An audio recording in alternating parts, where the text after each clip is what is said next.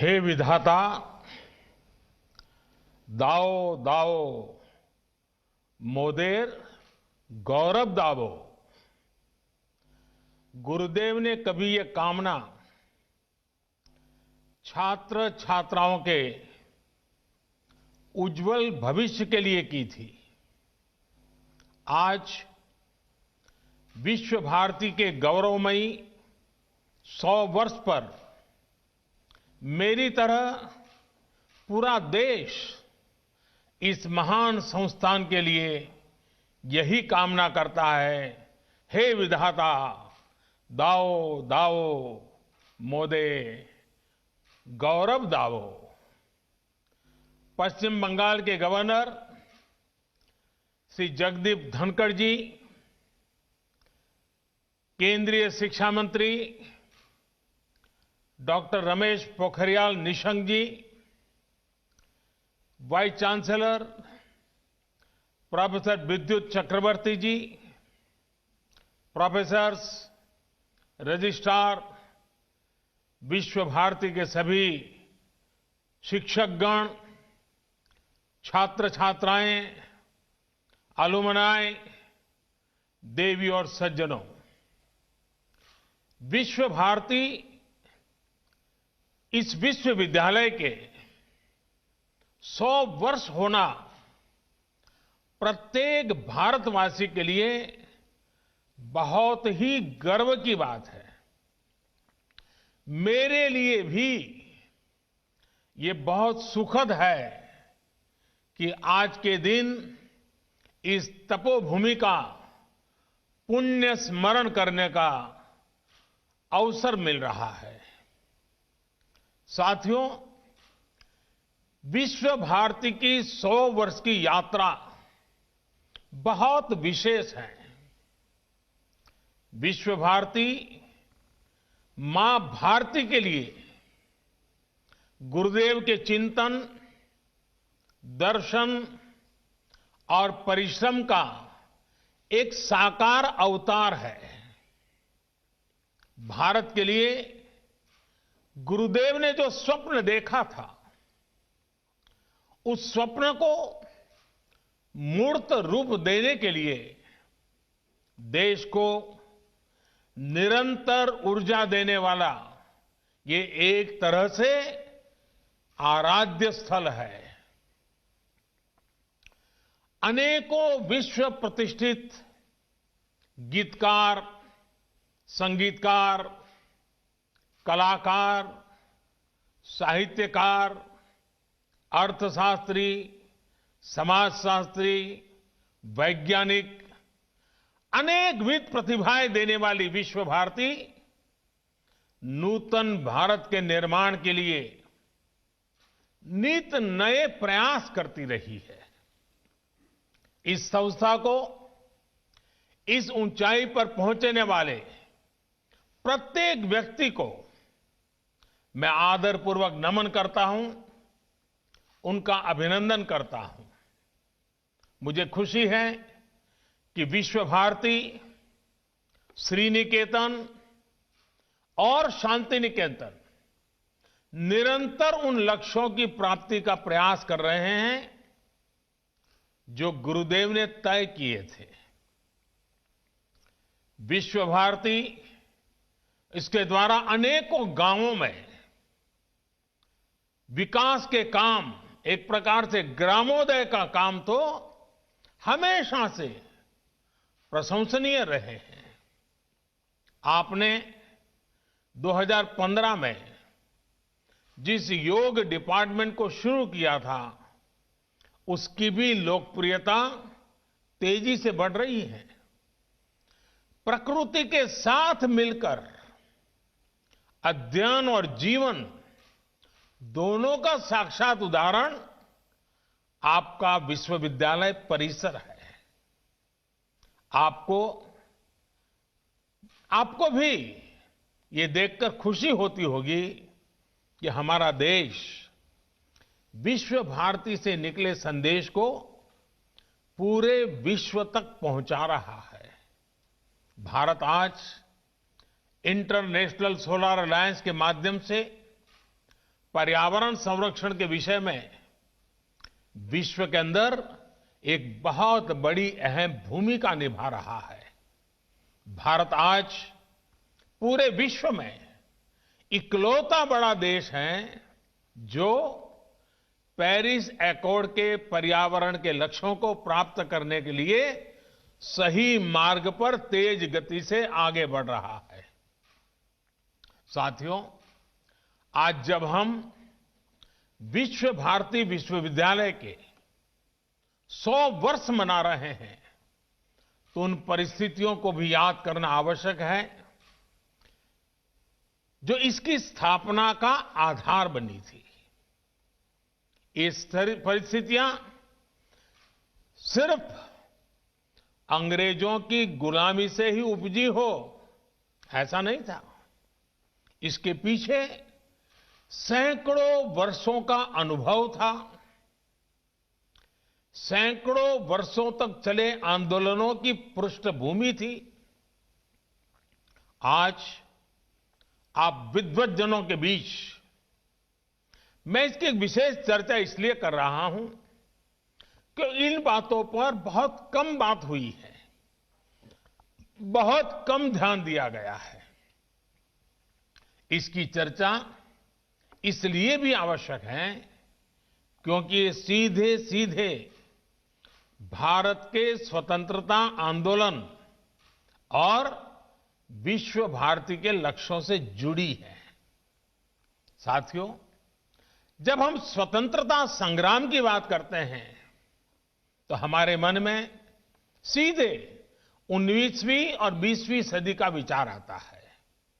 लेकिन यह भी एक तथ्य है कि इन आंदोलनों की नींव बहुत पहले रखी गई थी। भारत की आजादी के आंदोलन को सदियों पहले से चले आ रहे अनेक आंदोलनों से ऊर्जा मिली थी। भारत की आध्यात्मिक और सांस्कृतिक एकता को भक्ति आंदोलन ने मजबूत करने का काम किया था। भक्ति युग में हिंदुस्तान के हर क्षेत्र, हर इलाके, पूरब, पश्चिम, उत्तर, दक्षिण, हर दिशा में हमारे संतों ने, महंतों ने, आचार्यों ने देश की चेतना को जागरूक रखने का अविरत, अविराम प्रयास किया। अगर दक्षिण की बात करें तो मध्वाचार्य, निम्बकाचार्य, वल्लभाचार्य, रामानुजाचार्य हुए। अगर पश्चिम की तरफ नजर करें तो मीराबाई, एकनाथ, तुकाराम, रामदास, नरसिंह मेहता। अगर उत्तर की तरफ नजर करें तो संत रामानंद, कबीरदास, गोस्वामी तुलसीदास, सूरदास, गुरु नानक देव, संत रैदास, अनगिनत महापुरुष। पूर्व की तरफ देखें, इतने सारे नाम हैं। चैतन्य महाप्रभु और श्रीमद शंकर देव जैसे संतों के विचारों से समाज को ऊर्जा मिलती रही।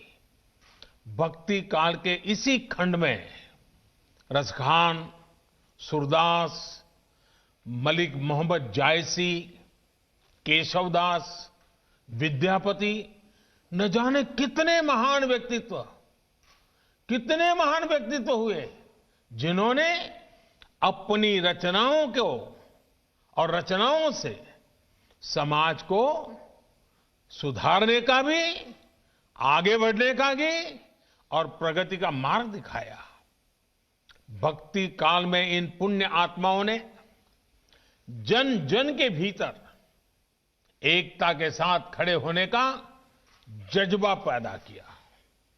इसके कारण ये आंदोलन हर क्षेत्रीय सीमा से बाहर निकलकर भारत के कोने कोने में पहुंचा। हर पंथ, हर वर्ग, हर जाति के लोग भक्ति के अधिष्ठान पर स्वाभिमान और सांस्कृतिक धरोहर के लिए खड़े हो गए। भक्ति आंदोलन का वो डोर और भक्ति आंदोलन वो डोर थी जिसने सदियों से संघर्षरत भारत को सामूहिक चेतना और आत्मविश्वास से भर दिया।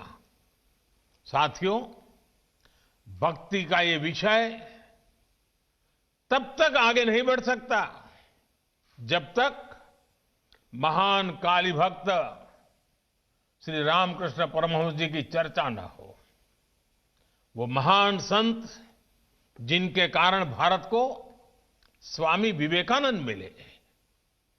स्वामी विवेकानंद भक्ति, ज्ञान और कर्म तीनों को अपने में समाये हुए थे।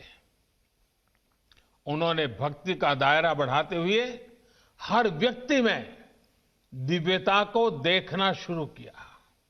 उन्होंने व्यक्ति और संस्थान के निर्माण पर बल देते हुए कर्म को भी अभिव्यक्ति दी, प्रेरणा दी। साथियों, भक्ति आंदोलन के सैकड़ों वर्षों के कालखंड के साथ साथ देश में कर्म आंदोलन भी चला। सदियों से भारत के लोग गुलामी और साम्राज्यवाद से लड़ रहे थे। चाहे वो छत्रपति शिवाजी महाराज हो, महाराणा प्रताप हो, झांसी की रानी लक्ष्मीबाई हो, कित्तूर की रानी चेन्नम्मा हो, या फिर भगवान बिरसा मुंडा का सशस्त्र संग्राम हो। अन्याय और शोषण के विरुद्ध सामान्य नागरिकों के तप, त्याग और तर्पण की कर्म कठोर साधना अपने चरम पर थी।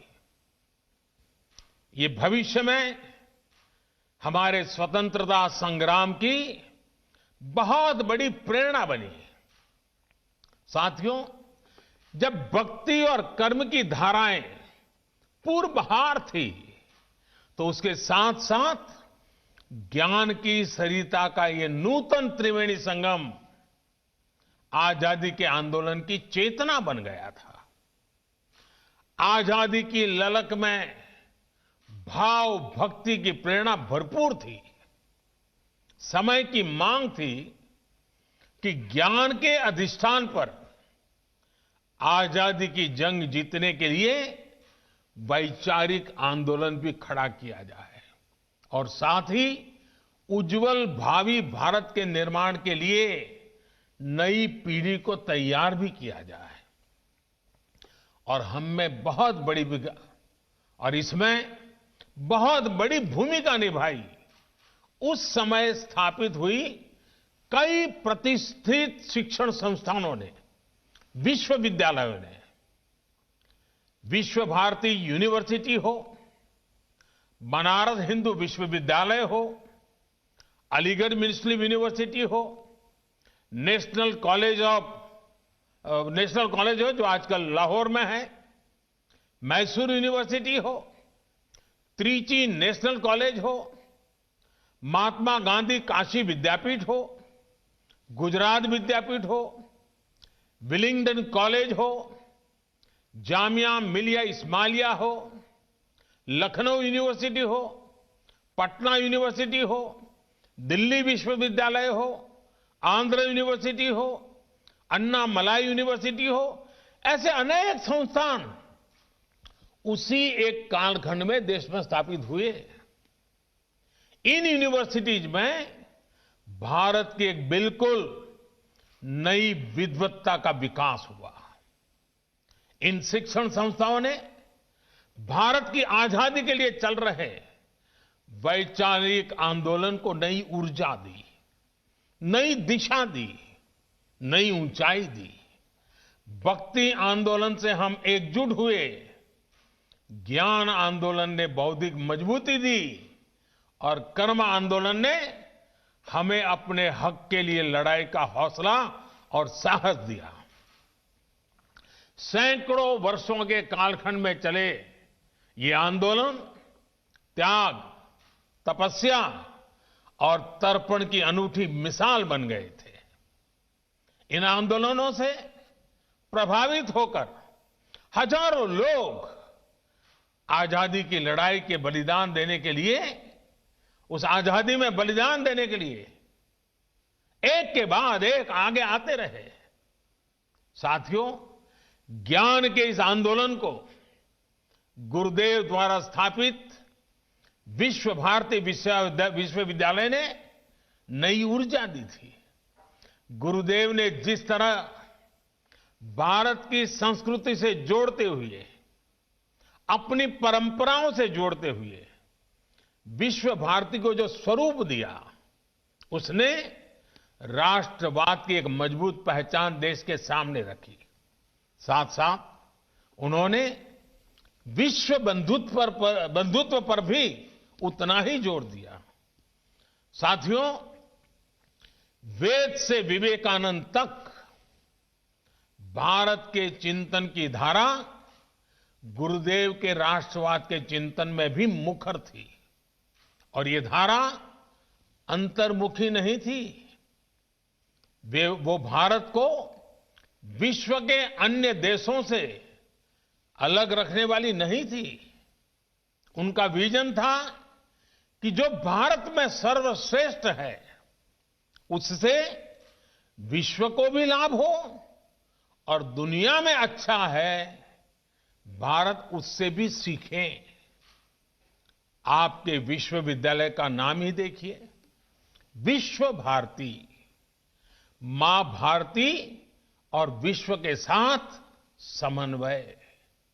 गुरुदेव सर्वसमावेशी और सर्वस्पर्शी सह अस्तित्व और सहयोग के माध्यम से मानव कल्याण के बृहद लक्ष्य को लेकर चल रहे थे। विश्व भारती के लिए गुरुदेव का यही विजन आत्मनिर्भर भारत का भी सार है। आत्मनिर्भर भारत अभियान भी विश्व कल्याण के लिए भारत के कल्याण का मार्ग है। ये अभियान भारत को सशक्त करने का अभियान है।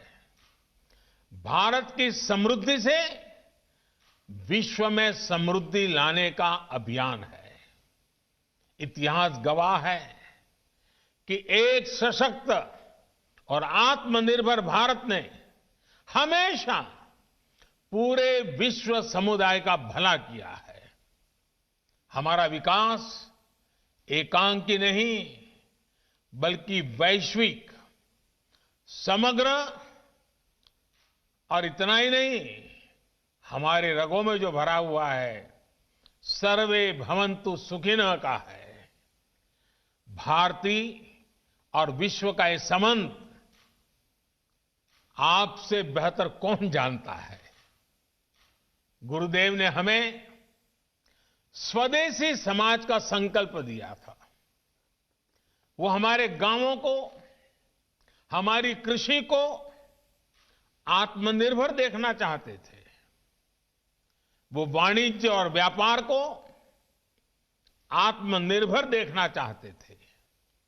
वो आर्ट और लिटरेचर को आत्मनिर्भर देखना चाहते थे। उन्होंने आत्मनिर्भरता के लक्ष्य को प्राप्त करने के लिए आत्मशक्ति की बात कही थी। आत्मशक्ति की ऊर्जा से राष्ट्र निर्माण को लेकर उन्होंने जो बात कही थी, वो आज भी उतनी ही अहम है। उन्होंने कहा था, राष्ट्र का निर्माण एक तरह से अपनी आत्मा की प्राप्ति का ही विस्तार है।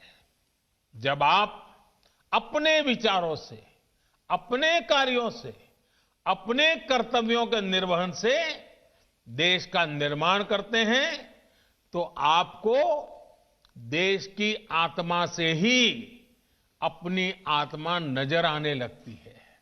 साथियों, भारत की आत्मा, भारत की आत्मनिर्भरता और भारत का आत्मसम्मान एक दूसरे से जुड़े हुए हैं। भारत के आत्मसम्मान की रक्षा के लिए तो बंगाल की पीढ़ियों ने खुद को खपा दिया था। याद कीजिए, खुदराम बोस को सिर्फ 18 साल की उम्र में फांसी चढ़ गई। प्रफुल्ल चाकी 19 वर्ष की आयु में शहीद हो गए। बीना दास, जिन्होंने बंगाल की अग्नि कन्या के रूप में जाना जाता है, सिर्फ 21 साल की उम्र में जेल भेज दी गई थी। प्रीतिलता वेडुडार ने सिर्फ 21 वर्ष की आयु में अपना जीवन न्योछावर कर दिया था। ऐसे अनगिनत लोग हैं शायद जिनके नाम इतिहास में भी दर्ज नहीं हो पाए। इन सभी ने देश के आत्मसम्मान के लिए हंसते हंसते मृत्यु को गले लगा दिया। आज इन्हीं से प्रेरणा लेकर हमें आत्मनिर्भर भारत के लिए जीना है, इस संकल्प को पूरा करना है। साथियों, भारत को मजबूत और आत्मनिर्भर बनाने में आपका हर योगदान पूरे विश्व को एक बेहतर स्थान बनाएगा। वर्ष 2022 में देश की स्वतंत्रता के 75 वर्ष पूरे होने जा रहे हैं। विश्व भारती की स्थापना के 27 वर्ष बाद भारत आजाद हो गया था। अब से 27 वर्ष बाद भारत अपनी आजादी के 100 वर्ष का पर्व मनाएगा। हमें नए लक्ष्य गढ़ने होंगे, नई ऊर्जा जुटानी होगी, नए तरीके से अपनी यात्रा शुरू करनी होगी। और इस यात्रा में हमारा मार्गदर्शन कोई और नहीं बल्कि गुरुदेव की ही बातें करेंगी, उनके विचार करेंगे। और जब प्रेरणा होती है, संकल्प होता है, तो लक्ष्य भी अपने आप मिल जाते हैं। विश्व भारती की ही बात करूं तो इस वर्ष यहां ऐतिहासिक पोष मेले का आयोजन नहीं हो सका है। 100 वर्ष की यात्रा में तीसरी बार ऐसा हुआ है। इस महामारी ने हमें इसी मूल्य को समझाया है, वोकल फॉर लोकल। पोष मेले के साथ तो ये मंत्र हमेशा से ही जुड़ा रहा है। महामारी की वजह से इस मेले में जो कलाकार आते थे, जो हैंडीक्राफ्ट वाले साथी आते थे, वो नहीं आ पाए। जब हम आत्मसम्मान की बात कर रहे हैं, आत्मनिर्भरता की बात कर रहे हैं, तो सबसे पहले मेरा एक आग्रह पर आप सब मेरी मदद कीजिए, मेरा काम कीजिए। विश्व भारती के छात्र छात्राएं पोष मेले में आने वाले आर्टिस्टों से संपर्क करें, उनके उत्पादकों बारे में जानकारी इकट्ठा करें और इन गरीब कलाकारों की कलाकृतियां ऑनलाइन कैसे बिक सकती है, सोशल मीडिया की इसमें क्या मदद की जा सकती है, इसे देखें, इस पर काम करें। इतना ही नहीं, भविष्य में भी स्थानीय आर्टिस्ट, हैंडीक्राफ्ट, इस प्रकार के जो साथी अपने उत्पाद विश्व बाजार तक ले जा सके, इसके लिए भी उन्हें सिखाइए, उनके लिए मार्ग बनाइए। इस तरह के अनेक प्रयासों से ही देश आत्मनिर्भर बनेगा, हम गुरुदेव के सपनों को पूरा कर पाएंगे। आपको गुरुदेव का सबसे प्रेरणादायी मंत्र भी याद ही है, जोदी तोर डाक सुने क्यों ना आशे, तो भी एकला चलो रे। कोई भी साथ ना आए, अपने लक्ष्य की प्राप्ति के लिए अगर अकेले भी चलना पड़े तो जरूर चलिए। साथियों, गुरुदेव कहते थे, बिना संगीत और कला के राष्ट्र अपनी अभिव्यक्ति की वास्तविक शक्ति खो देता है और उसके नागरिकों का उत्कृष्ट बाहर नहीं आ पाता है। गुरुदेव ने हमारी समृद्ध सांस्कृतिक विरासत के संरक्षण, पोषण और विस्तार को बहुत महत्वपूर्ण माना था। यदि हम उस समय के बंगाल को देखें तो एक और अद्भुत बात नजर आती है। जब हर तरफ आजादी का आंदोलन उफान पर था, तब बंगाल उस आंदोलन को दिशा देने के साथ ही संस्कृति का पोषक भी बनकर खड़ा था। बंगाल में हर तरफ संस्कृति, साहित्य, संगीत की अनुभूति भी एक तरह से आजादी के आंदोलन को शक्ति प्रदान कर रही थी। साथियों, गुरुदेव ने दशकों पहले ही भविष्यवाणी की थी, और भविष्यवाणी क्या थी? उन्होंने कहा था, ओरे नोतुन जुगेर भोरे दिशने सोमोय कार्य वृथा सोमोय विचार खोरे औरे नूतन जुगेर भोरे ऐशो ज्ञानी ऐशो कौर्मी नाशो भरतो लाजे बीरो धोर में पुन्नो कौर्मे विश्व हृदय राजो है। गुरुदेव के इस उपदेश को, इस उद्घोष को साकार करने की जिम्मेदारी हम सभी की है। साथियों, गुरुदेव ने विश्व भारती की स्थापना सिर्फ पढ़ाई के केंद्र के रूप में नहीं की थी, वो इसे सीट ऑफ लर्निंग, सीखने के लिए पवित्र स्थान के तौर पर देखते थे। पढ़ाई और सीखना दोनों के बीच का जो भेद है, उसे गुरुदेव के सिर्फ एक वाक्य से समझा जा सकता है।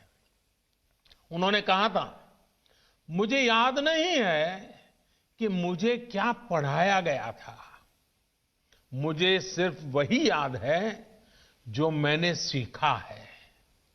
इसे और विस्तार देते हुए गुरुदेव टैगोर ने कहा था, सबसे बड़ी शिक्षा वही है जो हमें न सिर्फ जानकारी दे, बल्कि हमें सबके साथ जीना सिखाए। उनका पूरी दुनिया के लिए संदेश था कि हमें नॉलेज को एरियाज में, लिमिट्स में बांधने की कोशिश नहीं करनी चाहिए। उन्होंने यजुर्वेद के मंत्र को विश्व भारती का मंत्र बनाया। यत्र विश्वम भवत्येक नीडम, जहां पूरा विश्व एक नीड बन जाए, घोंसला बन जाए, वो स्थान जहां नित नए अनुसंधान हो, वो स्थान जहां सब साथ मिलकर आगे बढ़े। और जैसे अभी हमारे शिक्षा मंत्री विस्तार से कह रहे थे, गुरुदेव कहते थे, चित्तो जेथा भयम शून्यो, चित्तो जेथा भय शून्यो, उच्चो जेथा शील, ज्ञान जेथा मुक्तो। यानी हम एक ऐसी व्यवस्था खड़ी करें जहां हमारे मन में कोई डर ना हो, हमारा सर ऊंचा हो और ज्ञान बंधनों से मुक्त हो। आज देश राष्ट्रीय शिक्षा नीति के माध्यम से इस उद्देश्य को पूरा करने का भी प्रयास कर रहा है। इस शिक्षा नीति को लागू करने में विश्व भारती की बड़ी भूमिका है। आपके पास 100 वर्ष का अनुभव है, विद्वत्ता है, दिशा है, दर्शन है, और गुरुदेव का आशीर्वाद तो है ही है। जितने ज्यादा शिक्षा संस्थानों से विश्व भारती का इस बारे में संवाद होगा, अन्य संस्थाओं की भी समझ बढ़ेगी, उन्हें आसानी होगी। साथियों, मैं जब गुरुदेव के बारे में बात करता हूं तो एक मोह से खुद को रोक नहीं पाता। पिछली बार आपके यहां आया था, तब भी मैंने इसका थोड़ा सा जिक्र किया था। मैं फिर से गुरुदेव और गुजरात की आत्मीयता का स्मरण करा रहा हूं। ये बार बार याद करना इसलिए भी जरूरी है क्योंकि ये हमें एक भारत श्रेष्ठ भारत की भावना से भरता है। ये दिखाता है कि अलग अलग भाषाओं, बोलियां, खान पान, पहनावे वाला हमारा देश एक दूसरे से कितना जुड़ा हुआ है। ये दिखाता है कि कैसे विविधताओं से भरा हमारा देश एक है, एक दूसरे से बहुत कुछ सीखता रहा है। साथियों, गुरुदेव के बड़े भाई सत्येंद्रनाथ टैगोर जब आईसीएस में थे तो उनकी नियुक्ति गुजरात में अहमदाबाद में भी हुई थी। रविन्द्रनाथ टैगोर जी अक्सर गुजरात आ जाते थे और उन्होंने वहां काफी लंबा समय भी बिताया था। अहमदाबाद में रहते हुए उन्होंने अपनी 2 लोकप्रिय बांग्ला कविताएं बंदी ओ अमार और नीरव रजनी देखो, ये दोनों रचनाएं की थी। अपनी प्रसिद्ध रचना क्षुधित पाषाण का एक हिस्सा भी उन्होंने गुजरात प्रवास के दौरान ही लिखा था। इतना ही नहीं, गुजरात की एक बेटी श्रीमती हटी सिंह गुरुदेव के घर में भी वो बहू बनकर भी आई थी। इसके अलावा एक और तथ्य है जिस पर हमारे विमेन एम्पावरमेंट से जुड़े संगठनों को अध्ययन करना चाहिए। सत्येंद्रनाथ टैगोर जी की पत्नी ज्ञानंदिनी देवी जी जब अहमदाबाद में रहती थी तो उन्होंने देखा कि स्थानीय महिलाएं अपने साड़ी के पल्लू को दाहिने कंधे पर रखती है। अब दाएं कंधे पर पल्लू रहता था, इसलिए महिलाओं को काम करने में भी कुछ दिक्कत होती थी। ये देखकर ज्ञानंदिनी देवी ने आइडिया निकाला कि क्यों न साड़ी के पल्लू को बाएं कंधे पर लिया जाए। अब मुझे ठीक ठीक तो नहीं पता, लेकिन कहते हैं कि बाएं कंधे पर साड़ी का पल्लू उन्हीं की देन है। एक दूसरे से सीखकर, एक दूसरे के साथ आनंद से रहते हुए, एक परिवार की तरह रहते हुए हम उन सपनों को साकार सकते हैं जो देश की महान विभूतियों ने देखे थे। यही संस्कार गुरुदेव ने भी विश्व भारती को दिए हैं। इन्हीं संस्कारों को हमें मिलकर निरंतर मजबूत करना है। साथियों, आप सब जहां भी जाएंगे, जिस भी फील्ड में जाएंगे, आपके परिश्रम से ही एक नए भारत का निर्माण होगा। मैं गुरुदेव की पंक्तियों से अपनी बात समाप्त करूंगा। गुरुदेव ने कहा था, ओरे गृहो बाशी खोल द्वार खोल, लागलो जे दोल स्थोले जोले मोबो तोले, लागलो जे दोल दार खोल दार खोल। देश में नई संभावनाओं के द्वार आपका इंतजार कर रहे हैं। आप सब सफल होइए, आगे बढ़िए और देश के सपनों को पूरा करिए। इन्हीं शुभकामनाओं के साथ आप सभी का एक बार बहुत बहुत धन्यवाद। और ये शताब्दी वर्ष हमारी आगे की यात्रा के लिए एक मजबूत मील का पत्थर बने, हमें नई ऊंचाइयों पर ले जाएं और विश्व भारती जिन सपनों को लेकर के जन्मी थी, उन्हीं सपनों को साकार करते हुए विश्व कल्याण के मार्ग को प्रशस्त करने के लिए, भारत के कल्याण के मार्ग को मजबूत करते हुए आगे बढ़े। यही मेरी आप सबसे शुभकामनाएं। बहुत बहुत धन्यवाद।